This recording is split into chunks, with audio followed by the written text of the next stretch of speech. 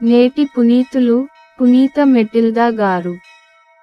Angelus Domini nunciavit Mariae. మోషే తన ప్రభువైన దేవునికి మొరపెట్టి, ప్రభు, నీ కోపాగ్ని ఈ ప్రజల మీద రగుల్కొననేలా. గురువారం, మార్చి 14, 2024. మొదటి పట్టణం, నిర్గమకాండము 32వ అధ్యాయం, 7-14 వచనాలు.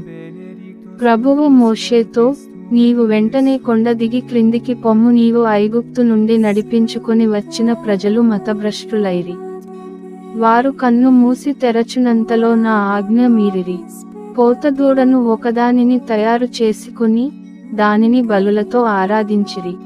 ఇశ్రాయేలును, ఐగుప్తు నుండి మిమ్ము తోడ్కొని వచ్చిన దేవర ఇతడేయని పలికిరి.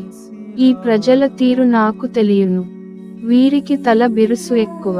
నీవు నాకు అడ్డురావలదు. నా కోపము గనగన మండి వారిని బుగ్గి చేయును. కాని నీ నుండి నేనొక మహాజాతిని పుట్టింతును అనెను. కాని మోషే తన ప్రభువైన దేవునికి మొరపెట్టి, ప్రభు, నీ కోపాగ్ని ఈ ప్రజల మీద రగుల్కొననేలా. నీవు మహాశక్తి సామర్థ్యములతో ఈ ప్రజను ఐగుప్తు నుండి తరలించుకునిరాలేదా? యావే ఇశ్రాయేలీయులను ఐగుప్తు నుండి తరలించుకొని వచ్చినది మోసముతో వారిని కొండలలో మట్టుపెట్టి భూమి మీద అడపొడ కానరాకుండా చేయుటకే గదా అని ఐగుప్తీయులు ఆడిపోసికోరా.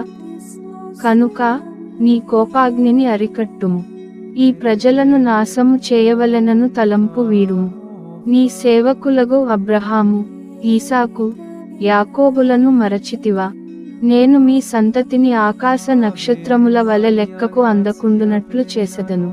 నేను మాట ఇచ్చినట్లే ఈ గడ్డనంతటిని మీ సంతతి వశము కావింతును. ఇది వారికి శాశ్వత భుక్తమగును అని నీ పేరు మీదుగనే నీవు వాగ్దానము చేయలేదా అని మనవి చేసెను. కనుక ప్రభువు తన తలపు మార్చుకొనెను. అతడు ఇశ్రాయేలీయులకు తలపెట్టిన కీడు విరమించుకొనెను. ఇది ప్రభువు వాక్కు.